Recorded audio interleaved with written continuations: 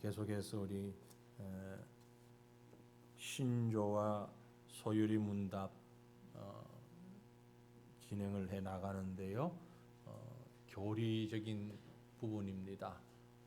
하지만 지금 이 교리 공부라고 하기에는 너무 크게 덤성덤성 나가기 때문에 세부적인 부분들은 아직 많이 또 구체적인 얘기들을 나눠야 하는데 그것은 이제 다음에 다 끝난 다음에 곧 끝납니다. 끝나고 곧 끝나는 게 아니라 지금 이 공부는 오늘이 마지막이 될 것 같네. 그러고 보니까 아무튼 그렇습니다. 지금 계획상으로는 그래서 하면 다음에는 이제 좀 더 차근차근 이렇게 또 말씀을 잘게 그 교리를 썰어서 한번 공부하는 그런 기회가 있으리라 생각이 됩니다. 신조 소유리 문답 했는데요. 앞에 잠깐 다 우리가 반복할 수는 없고 소유리 문답 가운데 지금 몇 개를 반복하면서 넘어가십시다. 86문인데요. 예수 그리스도를 믿는다는 것 이게 무엇입니까? 곧 구원의 은혜인데 이로 말미암아 복음 중에 우리에게 주신 대로 구원받기 위해 우리가 예수님을 영접하고 그에게만 의지하는 것이다. 네, 예수를 믿는다는 것 그건 바로 예수님 영접하고 예수님만 의지하는 것 이것이다 라고 말씀을 드릴 수가 있고요. 88문에 그리스도가 우리에게 구속의 유익을 전하는 표현적이며 일반적인 방법은 무엇입니까? 그리스도가 우리에게 구원의 유익을 전하는 표현적이며 일반적인 방법은 그의 규례인데 특히 말씀과 성례와 기도를 의미하여 이 모든 것이 구원을 위하여 택함을 받은 자들에게 효력이 있는 것이다. 예, 말씀과 성례와 기도 하나하나를 더 얘기해야 되지만 그것이 다 합쳐서 이것이 우리 구속의 유익을 전하는 표현이다 라는 말씀을 나누었습니다. 그리고 89문에 그러면 하나님의 말씀이 어떻게 효력이 되어 구원에 이르게 합니까?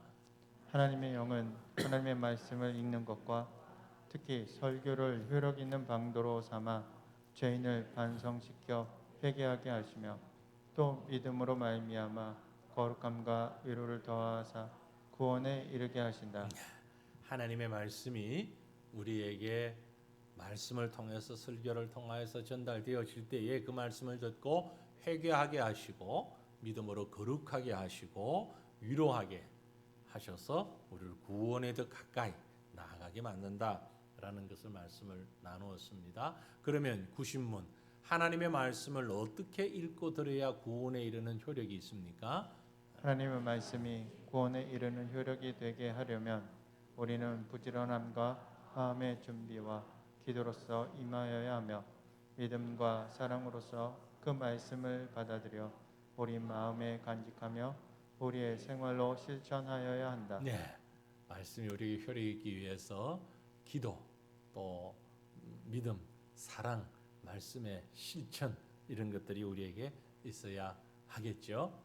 자, 그 다음에 이제 신조 가운데서 10번째 신조에 왔습니다. 그래서 그리스도께서 세우신 성례는 세례와 성찬입니다. 이것이 소유리 문답 91문에서 97문까지 연결이 되는데요. 그 중에 이제 첫 번째 파트 부분을 같이 읽습니다. 세례는 물을 가지고 성부와 성자와 성령의 이름으로 씻는 예식입니다.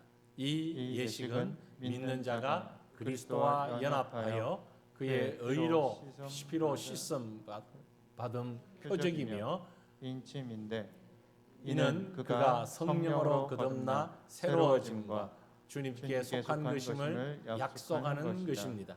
이 예식은 그리스도 안에서 신앙을 고백하는 자와 그의 자녀들에게 베푸는 것입니다. 제가 지금 작은 모니터를 보려니까 글자가 잘 안 들어와서 그렇습니다. 자, 두 번째 같이 읽죠. 성찬은 그리스도의 죽으심을 기념하여 떡과 잔에 참여하는 예식이다. 이 예식은 주님께서 다시 오실 때까지 그의 백성이 행하는 것인데 주님을 믿고 그의 속죄를 의지함과 그에 따라서 생기는 유익을 받음과 더욱 주님을 섬기기로 언약함과 주님과 및 여러 교우로 더불어 교제하는 표이다. 이것이 성찬입니다. 지금 세례와 성찬했는데 이게 왜 넘어가냐면 이제 요리분답에서 구체적으로 이 얘기를 할 겁니다. 그러니까 이 총론적인 부분을 지금 읽는다 생각하시면 좋겠습니다. 세 번째는요, 성례 유익은 성례 자체로 말미암음도 아니요 성례를 베푸는 자의 덕으로 말미암음도 아니요 다만 그리스도의 복 주심과 또 믿음으로 성례를 받는 자 속에 성령이 역사하심으로 말미암으며 그리스도께서 영적으로 임재하심에 있다. 이 한 단어 한 단어가 상당히 지금 내용이 많이 있는 그런 단어인데 말들인데요. 그걸 이제 소요리 문답을 통해서 조금 더 세분해서 우리가 한번 보겠습니다. 어떻게 하여 성례가 효력 있는 구원의 방도가 되는가? 답은요. 성례가 효력 있는 방도가 되는 것은 성례 그 자체에서 성례를 행하는 자에게 어떤 덕이 있어서가 아니라 다만 그리스도의 축복하심과 또 믿음으로 성례를 받는 자들 속에 성령이 역사하심으로 되는 것이다. 네, 그렇습니다. 성례 무엇과 무엇이라고 그랬죠? 세례와 성찬 그 둘이 성례입니다. 캐톨릭에서는 7성례를 얘기합니다. 우리는 두 가지 세례와 성찬만 얘기하는데 캐톨릭에서는 7개예요. 여기 5개가 더 합해져 있어요. 우리가 굳이 외우고 할 필요는 없습니다. 예를 들어서 결혼, 또 장례 이런 것도 또 서품 이런 해서 아무튼 7가지의 예식들을 성례라고 하는데 우리는 그건 잘못되었다. 성경적으로 봤을 때 성례는 둘이다. 그런데 그 성례는 효력 있는 방도가 된다라고 했는데 어떤 효력을 가지고 있느냐? 우리의 믿음을 더 세워주는, 우리의 믿음을 더 견고하게 하는 그런 효력이 있습니다. 성례 자체나 성례를 행하는 자에게 어떤 덕이 있어서가 아니다. 예를 들어서 세례. 내가 세례를 받으면 무언가 이 체질이 변하거나 인격이 변하거나 삶이 변하거나 그렇게 되는 게 아니라는 거죠. 우리에게 어떤 의미적인 그런 과정이다. 그리고 내가 누구에게 세례를 받았느냐에 따라서 달라지는 게 아니라는 거예요. 우리가 세례를 받을 때 성부, 성자, 성령 삼위일체 하나님으로부터 세례를 받는 것이지 목사가 대신한다고 해서 그 목사가 주는 세례가 아니라는 겁니다. 내가 옛날에 세례를 받았는데 그 목사님이 이단이 돼버렸어. 그럴 수 있죠. 그럴 수 있습니다. 그때 내가 세례 받을 때는 그분이 이단 아니었는데 시간 지나고 났는데 보니까 그분이 이단에 갔어. 기분이 찝찝해. 목사님들 찜찜해서 안 되겠어. 세례 새로 받게 되었어요. 그럴 필요가 없단 말이죠. 그건 아니에요. 왜? 그 목사님이 세례를 준 게 아니라는 거죠. 그 사람이 세례를 준 게 아니고 하나님께서 삼위일체 하나님의 이름으로 받은 세례이기 때문에 그분이 이단이 되었던 혹은 또 목사님들 가운데 요즘 목회하다가 아예 사회 분들도 있어요. 목회 그만두고 사업가로 나선 분들도 있어요. 그럴 수 있어요. 그러나 세례는 베푸는 사람이 누구인가에 따라서 그 어떤 효력이나 어떤 효과가 주어지는 것이 결코 아니다라는 것을 얘기합니다. 뿐만이 아니고 그래서 다만 그리스도의 축복하심과 믿음으로 성례를 받는 자들 속에 성령이 역사하심으로 되는 것이다. 이제 여기서 우리가 조금 짚고 넘어가야 되는 것은 제가 몇 번을 말씀을 드렸는데 세례와 구원 혹은 말씀입니다. 말씀은 우리가 성례를 얘기하면서 그 서두에 꼭 하는 얘기가 있습니다. 이 말씀을 기억해야 되는데 말씀은 구원은 성례가 없이도 성례죠. 세례와 성찬 다 합쳐서 말씀은 성례가 없이도 완전합니다. 이해되셨죠? 간단한 말씀은 성례가 없이도 완전해요. 하지만 성례는 말씀이 없이는 완전하지가 않습니다. 말씀과 성례가 같다는 얘기가 결코 아닙니다. 그죠? 말씀은 성례가 없이도 완전해요. 그러나 성례는 말씀이 없이는 완전하질 못합니다. 그 말은 말씀을 통해서 우리가 구원받을 수 있습니다. 무엇 없이도? 성례 없이도 구원받을 수 있습니다. 그러니까 세례받지 않은 사람도 구원받을 수 있어요. 세례받지 않은 사람도 구원받을 수 있습니다. 얼마든지. 그러나 말씀이 없이는 구원을 못 받아요. 구원받은 사람의 표가 뭐냐면은 성례입니다. 구원받은 사람의 징표, 그게 뭐냐? 성례예요. 그래서 예수를 믿는 사람을, 구원의 확신을 가진 사람은 성례를 받아야 되는 거예요. 하지만 그 성례가 말씀, 구원의 조건이 되지는 않는다라는 얘기입니다. 나중에 예수를 믿어가지고 우리 어머님이, 우리 아버님이 그렇게 평생 예수 안 믿으시더니 이제 몸져 누우시니까 아들, 딸이 전하는 복음을 듣고 예수를 믿었어요. 아이고, 우리 아버지, 우리 어머니 세례받고 돌아가셔야 되는데 뭐 세례받고 돌아가실 수 있으면 더없이 좋죠. 하지만 세례받을 수 있는 여건이 안 되어서 세례받지 못하셨다 할지라도 구원에 직접 관계되지는 않습니다. 세례 못 받았다 해가지고 천국 가서 거부당하지 않는다 이 말이에요. 천국에 들어가는 표는 너 세례 받았니 안 받았니 이게 아니고 너 예수 믿니 안 믿니 그거예요. 예수를 믿느냐 안 믿느냐를 가지고 천국에 들어가는 것이지 세례 가지고 들어가는 게 아니라 이 말이에요. 그러니까 억지로 받으려고 너무 무리할 필요는 없다라는 거죠. 어떤 자가 세례를 받습니까? 그럼 어떤 자가 성찬에 참여합니까? 예수 그리스도를 통하여 구원의 믿음을 확신하고 고백하는 사람이 세례를 받고 성찬에 참여하게 됩니다. 그죠? 그래서 세례, 성례는 구원의 효력 있는 방편이긴 합니다. 그러나 그 효력이 구원에 이르는 효력이 아니다. 조건이 아니다라는 것을 꼭 구분을 해 주시면 좋겠습니다. 그런데 그 성례 가운데에 구체적으로 성례가 무엇입니까?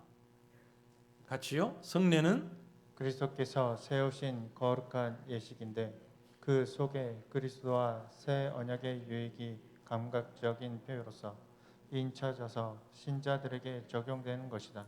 그리스도께서 세우신 거룩한 예식, 그게 성례입니다. 성례라는 말의 의미는 예수님이 육신을 입고 이 땅에 오신 예수님이 친히 세우신 예식, 그게 세례와 성찬이다라는 거죠. 그 예식 가운데에 그리스도와 새 언약의 유익이 감각적인 표로서 인쳐져서 신자들에게 적용되는 것이다. 뒤에 말이 좀 어려운데 그 뒤에 말을 쉽게 얘기하면 사람들에게서 표현되어진다. 그 표현되어지는 것이 바로 세례와 성찬의 행위를 말하는 겁니다. 그래서 신약의 성례는 무엇과 무엇입니까? 신약의 성례는 세례와 성찬입니다. 구약의 성례는요? 구약의 성례는 할례와 제사죠. 그렇게 볼 수 있어요. 물론 구약에서는 성례라고 표현하지 않습니다. 하지만 구약적으로 보면 할례와 제사 그렇게 볼 수 있습니다. 자, 그것이 영적으로 어떤 의미를 가지고 있는가는 이미 알고 계시고요. 그래서 오늘은 이 중에서 세례에 대해서 조금 더 생각해 보십시다. 다 세례 받으셨어요. 거의 제가 그렇게 쭉 보니까 다 세례 받으셨습니다. 받으셨죠? 네, 세례 받았어요. 세례가 무엇입니까? 세례는 물을 가지고 성부와 성자와 성령의 이름으로 씻는 성례인데 이것은 우리가 그리스도에게 은혜 계약의 여러 가지 유익에 참여하는 것과 주님의 사람이 되기로 약속하는 것을 의미하는 인치는 것이다. 예, 물을 가지고 성부, 성자, 성령의 이름으로 씻는 예식, 씻는 예식. 뭘 씻습니까? 죄를 씻는 것이죠. 죄를 씻는 예식입니다. 그래서 우리 가운데도 세례 혹은 침례, 침례 받은 분도 있을 수 있습니다. 타 교단에서 신앙생활 하다가 오신 분들 가운데 주로 침례교회, 또 순복음교회, 일부 성결교회, 성결교회라 다 그러진 않는데 장로교회 가운데서도 일부 할 수 있습니다. 침례가 잘못된 겁니까? 잘된 겁니까? 잘못되지도 잘되지도 않았습니다. 침례와 세례는 같은 것입니다. 침례교에서는 반드시 침례를 받아야만 된다라고 주장을 합니다. 그래서 아주 의도적으로 우리는 보통 세례 요한 그러는데 침례교 가면 침례 요한 그렇게 말을 합니다. 세례는 잘못된 것이고 침례가 맞다. 근데 그 말은 꼭 무엇과 똑같은 거 하니까요. 제가 이전에 부활을 얘기할 때 말씀드렸죠. 부활하기 위해서는 매장해야 된다. 화장하면 흙이 없기 때문에 부활 못한다 하는 말하고 똑같은 맥락의 말입니다. 매장해서 흙이 있어야만 부활하고 흙이 없이 죄로 사라지면 부활을 못합니까? 아니잖아요. 할 수 있잖아요. 침례와 세례도 마찬가지입니다. 침례가 잘못된 건 아닙니다. 그러나 침례만 유익하다, 침례만 유효하다 하는 말은 잘못된 말이다 라는 얘기죠. 우리가 보통 지금 일반적으로 우리 교회에서 하는 그런 세례를 약식 세례라고 말을 하기도 합니다. 물속에 몸을 다 담그는 게 침례라고 하는 건 몸을 강이나 아니면은 아예 어떤 침례교회 보면 강대상에 욕조 같은 걸 그란하게 이렇게 만들어 놨어요. 그래서 그 욕조에 물이 푹 몸이 담겨 머리까지 완전히 잠기도록 하고 일어나는, 그래서 와 그러면서 일어나는, 예, 그걸 침례라고 하는데 그렇게 해야만 온전히 죄 씻음 받는다라고 얘기를 합니다. 그런다고 죄 씻음 받습니까? 그 행위가 요즘 같은 때는 코로나 감염 더 잘 되죠. 더 감염되기 쉽지요. 예. 위생적으로만 보면 뭐 강물은 그래도 흐른다 치지만 욕조 같은 곳은 그게 여러 사람이 들어가면 위생적으로 더 안 좋고 강물도 뭐 소독되지 않은 물이니까 어떤 면에서는 위험할 수도 있는데 그렇다고 잘못된다는 건 아니고요. 예.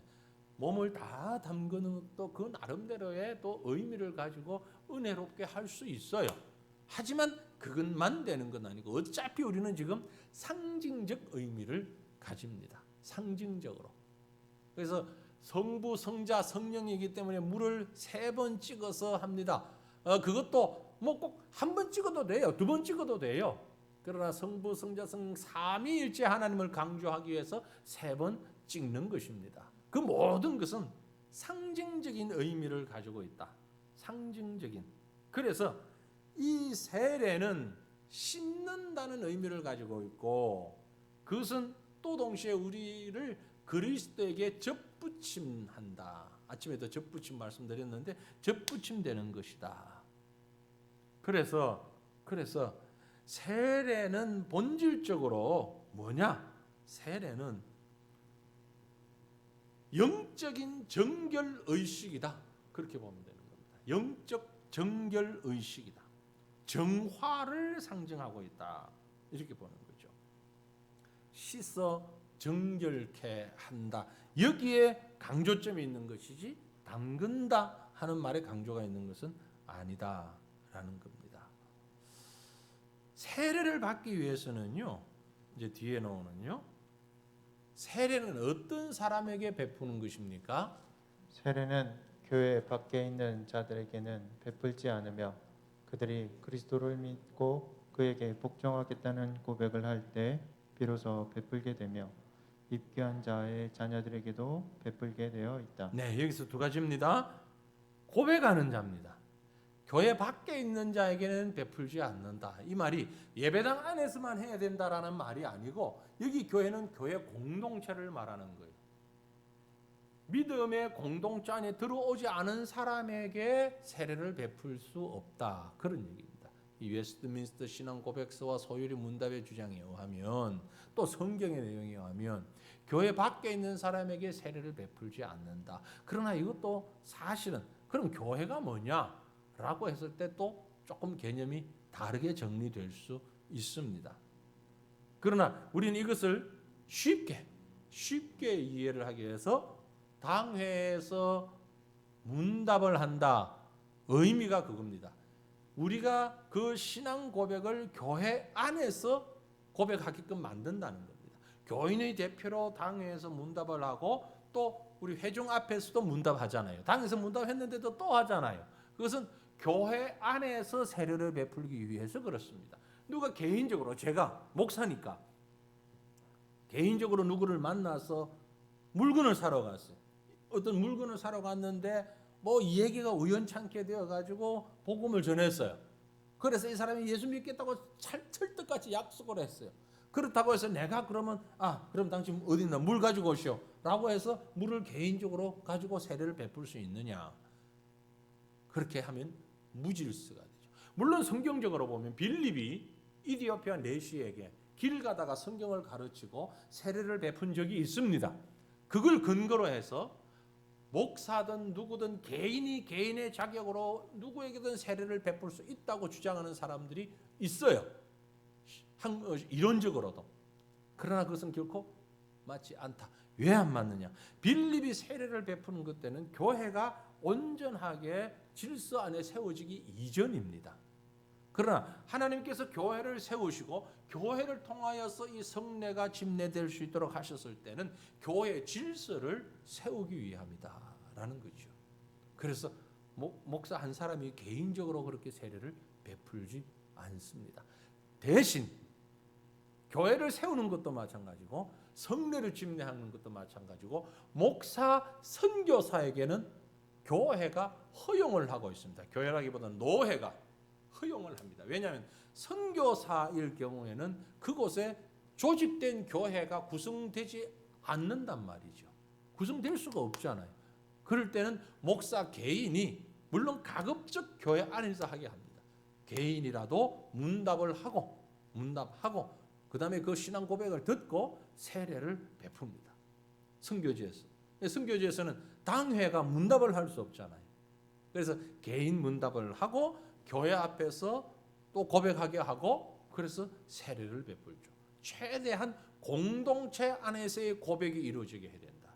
그것이 바로 교회 밖에 있는 자들에게 베풀지 않는다라는 말이고 그들이 그리스도를 믿고 그에게 복종하겠다는 고백을 할 때에 믿음의 고백이에요. 믿음의 고백.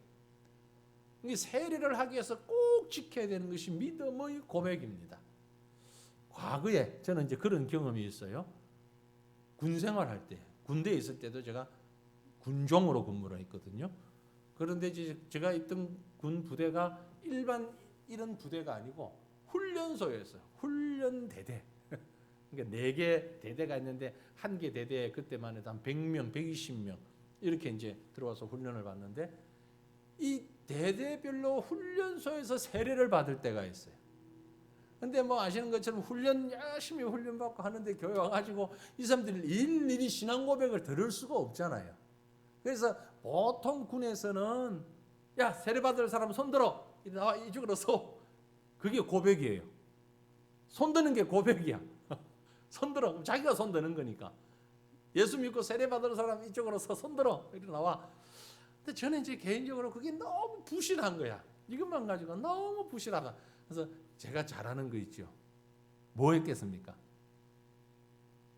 제가 뭐 했겠어요? 한 10년을 넘게 살았는데 그 정도 딱 안 와요? 뭐 했겠습니까? 시험. 그렇지. 시험을 쳤지.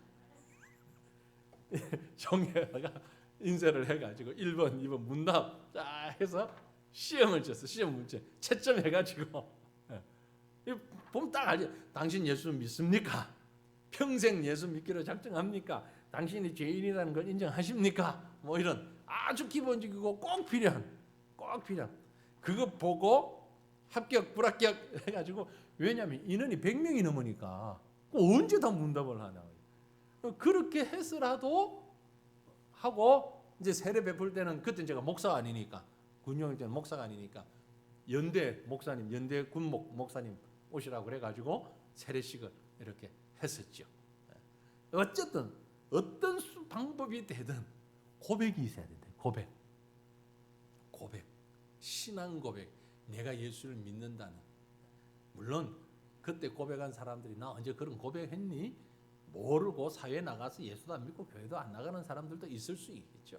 주로 군대에서 세례받았다는 사람들이 이 사회에 나가서 예수 안 믿는 사람들이 참 많아요. 그래서 실제 제가 목회를 하다 보니까 그래서 새로 세례받겠다는 사람까지도 있었어요. 뿌덕뿌덕 울고 새로 세례를 받겠다는데 말려도 안 돼. 그래서 그분을 내가 어떻게 처리한 적이 있냐면 입교를 시킨 적이 있어요. 네.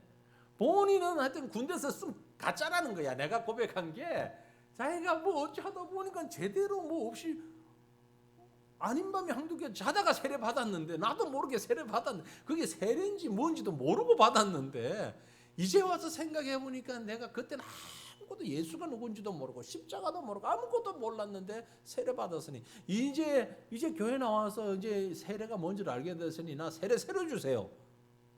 그 새로 세례를 베풀어 달라는 거예요. 제가 아무리 고민을 해도 그럴지라도 삼위일체 하나님의 이름으로 세례를 이렇게 물 찍어서 했대 그건. 그럼 다시 세례 줄 수 없다. 그래도 달래. 그래서 합의점을 찾은 게 입교.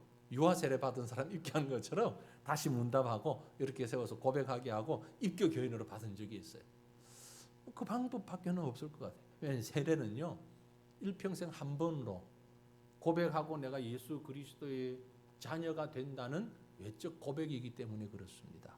그래서 심지어 이단에서 세례를 받으신 분도 천주교에서 세례를 받으신 분도 신앙 고백을 새로 하고 입교를 하게 합니다. 세례 자체는 2번 하지 않습니다. 본인이 말 안 하고 살짝 조용히 말 안 하고면 세례 안 받았어요 하고 하면 알 방법이 없어요. 그건 뭐 그대로 세례를 베푸는 혹시 그랬을 수도 있겠지만 그죠? 목사가 알게 되면 그걸 2번 세례는 하지 않습니다. 입교를 합니다. 혹시 이제 주변에 그런 분들이 있더라도 참고하시면 해서 말씀을 드립니다. 그래서 세례는 교회 안에서 신앙을 고백하는 사람들에게 베푼다. 그리고 입교한 자의 자녀들에게도 베풀게 되어 있다. 입교한 자의 자녀 그 말은 유아 세례 받은 자를 말하는 겁니다. 그래서 세례를 이야기할 때 굳이 구분하면 성인 세례와 또 입교 그리고 유아 세례 그렇게 나누어서 합니다. 입교는요 매우 중요합니다. 매우 중요합니다. 실질적으로 최근에 이런 일이 있었어요. 지금 우리 교단 우리 총회 선교회 훈련을 하고 있거든요. 지난주부터 이제 지금 9기 MRC 훈련에서 12주 훈련을 하고 있는데 이 훈련에 들어오기 위해서 이제 후보생으로 온 사람 중에 1년 전에 했다가 새로 또 면접하고 한 사람이 있어요. 누구냐면은 남자는 우리 합동신학원을 졸업한 분이에요. 근데 이분이 결혼을 했는데 프랑스 여인과 결혼을 했어요. 백인 프랑스 여자와 결혼을 했어요. 근데 아시는 것처럼 프랑스가 지금은 무슬림이 참 많습니다. 근데 예전부터 전통적으로 캐톨릭이 많아요. 근데 이 자매가 캐톨릭인 거예요. 캐톨릭에서 영세를 받고 다 했어요. 그런데 이제 한국에 와서 어떻게 됐는지는 하여튼 뭐 그 연애사는 제가 다 모르겠지만 결혼을 했어요. 결혼해서 목사님 며느리가 됐어요. 어느 교회 목사님 며느리가 됐어요. 그래서 이제 선교사로 나가겠다고 훈련을 받겠다고 왔어요. 왔는데 이렇게 면접을 하다 보니까 이제 꼬치꼬치 좀 몇 가지를 물었죠. 몇 가지를 묻는데 답이 아무래도 조금 시원찮아서 조금 깊이 묻다가 보니까 이 자매가 영세받은 채로 입교를 안 했네. 입교를 안 했어. 쉽게 말하면 세례를 안 받은 거예요. 아니 선교사로 나가겠다는 사람이 세례를 안 받으면 선교사가 될 수가 없잖아요. 어떻게 됐든 가장 기본적인 거니까. 그래서 한 1년 전에 면접을 하면서 불합격시켰어요. 빠꾸 안 된다. 이건 이 문제가 해결되어야 그 다음에 들어올 수 있다. 근데 이제 나중에 그 목사님한테 전화가 온 거야. 저한테 개인적으로. 아니 왜 안 되냐고. 왜 안 되냐고. 그래서 목사님 그 천주교에서 영세 받고 입교 안 한 거 아셨어요? 오? 자기도 몰랐다. 그랬냐고. 입교 세례를 안 받았어요. 그렇다고 세례 안 받았다. 그것부터 해결하고 보내시라고. 그래서 금년에 다시 왔어. 1년 만에. 다시 와서 확인을 했더니 이제 입교를 했대. 그래서 어쨌든 그런데도 여러 가지가 지금 부족한 게 많아가지고 정식 훈련생이 아닌 청강 위탁 교육생으로만 이제 받고 지금 훈련을 받는 분이 한 분 계셔요. 위탁 교육. 아직까지 금방 세례 받았는데 바로 선교사 나가겠다. 나 세례 받았으니까 목사 안수 주시오 하는 거하고 똑같잖아요. 그러니까 그건 또 우리가 할 수가 없어서 어쨌든 교육은 받아라. 그런데 우리가 선교사로 파송하기는 어렵다. 교육만 받겠다면 받아라. 그래서 지금 받는 거예요. 그래서 입교나 세례가 참 중요합니다. 참 중요합니다. 세례를 받지 않은 사람은요, 신앙 고백을 공식적으로 하지 않은 사람이에요. 그래서 우리가 교회 질서를 위해서 교사, 성가대 이런 곳에 봉사하는 사람들은 꼭 세례 받은 사람이어야 합니다. 라는 이유가 그것입니다. 지휘자, 반주자, 성가대, 교사 이런 분들은 예배위원이잖아요. 예배위원이에요. 성가대가 10명이 되든 100명이 되든 그분들 한 사람 한 사람이 예배의 순서를 맡아 있는 분이에요. 모든 회중들을 대표한 사람이란 말이에요. 그럼 회중이 드리는 예배는 하나님 앞에 그리스도가 나의 주라고 고백하는 사람이 드리는 것이 예배예요. 그런데 그것을 대표해서 예배의 위원이 되어 사람이 세례를 안 받았다는 얘기는 나는 아직 예수를 구주로 고백한 적이 없다는 의미거든요. 물론 개인적으로 고백했을 수도 있어요. 개인적으로는. 그러나 교회 앞에서 그 과정을 거치지 않은 거예요. 그래서 세례받지 않은 사람을 성가대원이나 예배위원으로나 교사로 하지 않는다라는 겁니다. 지금까지도 그걸 해왔지만 혹시 우리 성도님들께서 앞으로도 이제 저분이요 성하겠대요. 노래 잘해요. 우리 교회 왔으니까 성가대 한치 해야죠. 좋죠. 근데 그 전에 해야 할 일이 있는데 세례받게 하는 거지. 그게 그 과정이 없이는 아무리 노래를 잘해도 조수미가 예수 믿는지 안 믿는지 모르겠습니다만 그분이 올 리가 없겠지만 우리 교회 오셨다 해도 만약에 세례 안 받았다면 성가대 앉히면 안 된다 이 말이에요. 교회 질서와 예배의 질서를 위해서. 그만큼 세례가 중요한 것이다. 꼭 받아야 돼. 의도적으로 세례를 늦추는 분들도 있습니다. 이거 계속 미루는 분들도 있어요. 난 아직까지 이러면서 세례를 미루는 분. 그것은 하나님 앞에서 잘못된 것입니다. 왜냐하면 내 신앙을 고백할 수 있어야 됩니다. 믿어 입으로 시인해야 되는. 그게 진정한 믿음이기 때문에 그래요. 그게 믿음이에요. 입으로 시인이 되어져야. 그래서 세례를 받는 것 교회 안에서 매우 중요한 의식이다라는 겁니다. 성찬 얘기까지 해야 될 것 같습니다. 시간 조금인데 주의 성찬은 무엇인가 같이 있습니다. 주의 성찬은 성례로서 그리스도가 정하신 대로 떡과 포도주를 주고받음으로 그의 죽음을 나타내는 보이는 것인데 이 성례를 합당하게 받는 자들은 육체와 정욕을 따라서 참여하지 않고 믿음으로써 그의 몸과 피에 참여하여 그의 모든 유익을 받아 신령한 양식을 먹고 은혜 속에서 장성하는 것이다. 아멘. 이게 성찬입니다. 떡과 포도주로 주고받음으로 오늘 그렇지 않아도 점심 먹고 우리 장로님들 모였을 때 장로님 그 말씀, 성찬식을 너무 안 해가지고 합시다. 근데 그렇지 않아도 늘 고민을 하고 있었어요. 지금 코로나 오면서부터 작년 원래 우리가 1년에 2번 했잖아요. 작년 봄에 못했죠. 가을에 못했죠. 금년 봄에도 또 못했죠. 정상적으로 하면 3번을 지금 못하고 넘어간 거로. 이 사실은 한 달에 한 번 하면 더 좋은데 지금 다른 것도 아니고 코로나이다 보니까 지난 4월에는 사실 할까 말까 고민을 많이 했어요. 그런데 이번에는 무조건 합시다. 그래서 예, 합시다. 오늘 뭐 당의 결정은 아니지만 우리 장로들하고 얘기하는 가운데 아이 그럼 우리 이번에 새로 입당하면서라도 한번 합시다. 그래서 할까 하는 마음이 지금 아직 뭐 확 공식적 결정은 아니어도 성찬은 자주 하면 좋은 것이니까 자주 하면 좋은 거니까. 그럼 코로나 때 어떻게 해요? 코로나용 성찬이 이미 나왔어요.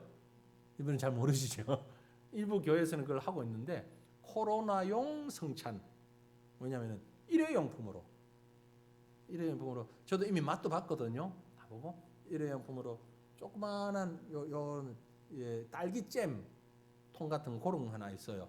그래서 위에 한꺼풀 딱 벗기면 위에 떡, 찹쌀떡 같은 생기 조그만 게, 또 한꺼풀 딱 벗기면 안에 포도즙, 그래서 홀짝 마시면 플라스틱을 버리면 되고, 그런 일회용 성찬이 코로나용 성찬 이미 나왔고 판매가 지금 다 되고 있습니다. 그래서 이걸 가지고서라도 한번 하는 게 어떨까? 사실 제가 끓였던 이유는 성찬의 의미는 나눔이거든요.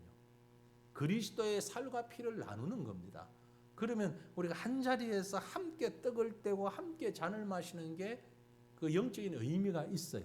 그런데 일회용품 싹 나눠주고, 심지어 어떤 교회는 아예 집에까지 배달해가 영상으로 보면서 각자 집에서 이제 성찬 한대요. 뭐 할 수도 있지요. 못하는 것보단 나으니까. 그렇게 생각합니다. 못하는 것보단 나으니까. 그러나 진정한 성찬의 의미가 좀 훼손되지 않을까 하는 염려가 있어서 안 해왔던 건데, 안 하는 시간이 한두 번 지나가고 말면 되는데 지금 계속 코로나만 따지고 있으면 금년 가을까지도 쉽지 않을 것 같다는 생각이 들어서 조만간에 한번 어떤 방법으로든 해야 되겠다 하는 생각을 서로 나누었습니다. 오늘 점심에. 근데 성찬은 우리 성도에게 있어서 너무 소중한 거지요. 그리스도의 정하신 대로, 주님이 신이 정하신 대로 그 육체 뜻과 잔을 통하여서 그리스도의 살과 피에 동참하는 것이고 신령한 음식을 먹는 것이기 때문에 그렇습니다. 그래서 요건 주의 성찬에 합당하게 하기 위해서는 어떻게 해야 됩니까? 함께요. 주의 성찬에 합당하게 참여하려면 반드시 주님의 몸을 분별할 줄 아는 지각과 주님을 양식으로 삼는 믿음과 회개와 사랑과 복종할 새로운 각오가 자기들에게 있는지 없는지 스스로 살펴야 한다. 혹 부당하게 참여하여 자기들에게 돌아올 정죄를 먹고 마실까 하는 우려가 있기 때문이다. 이것 때문에 세례받은 사람만 성찬에 참여하게 합니다. 이것 때문에. 그래서 우리 전통적인 교리를 가진 교회는 세례받은 사람만 참여하게 합니다. 그런데 이른바 자유주의 신학이 좀 이렇게 자유로운 이런 분들은요, 세례 받든 안 받든 심지어 애들까지도 다 시킵니다. 참 저는 그게 보고 너무 보기에 안 좋고 찜찜했어요. 이제 국내에서는 그런 일이 없는데 해외에서는요, 외국인들이 모이는 교회를 나가 보니까 뭐 이건 성찬을 집례하는 사람도 주일학교 교사예요. 주일학교 교사가 집례를 하고 이걸 나누는 사람도 장로님이 아니고 주일학교 꼬맹이들이 나와가지고 꼬맹이들을 시켜가지고 들고 다니면서 애고 어른이고 다 먹어요. 한편 어떤 면에서는 모두가 동참한다라는 면은 긍정적인 면도 있지만, 그러나 그건 너무 인간적인, 성경적으로 신학적으로 비춰봤을 때 너무 잘못된 것이다. 여기에 있는 것처럼 뭡니까? 반드시 주님의 몸을 분별할 줄 아는 지각, 지식적으로 주님을 양식으로 삼는 믿음, 회개와 사랑과 복종할 새로운 각오가 자기들에게 있는지 없는지 스스로 살펴야 한다. 응용해 보면 우리 중에 그런 일이 없어야 하겠지만 연세가 많이 드셨거나 연세가 안 들어도 요즘 뭐 치매에 걸리는 분들이 많이 있잖아요. 치매가 걸렸다. 그래서 내가 누군지 잘 모르는 스스로 자기가 뭐 예전에 미국 대통령 누굽니까? 그 사람이 그분이 치매 걸려가 자기가 대통령이었다는 걸도 모른다 그러더라고요. 그 정도가 되면 성찬에 참여하는 것이 옳지 않다라는 거죠. 옆에서 보고 아이 당신 예전에 목사님이어서 뭐고 계속 이렇게 성찬을 억지로 미는 것은 성경적으로 봐서 옳지 않다. 그 성찬을 안 먹는다고 해서 구원 못 받는 거 아니거든요. 성찬 참여 못 한다고 해가지고 뭐 지금까지 쌓았던 그것이 뭐 잘못되거나 허그러지는 거 아니거든요.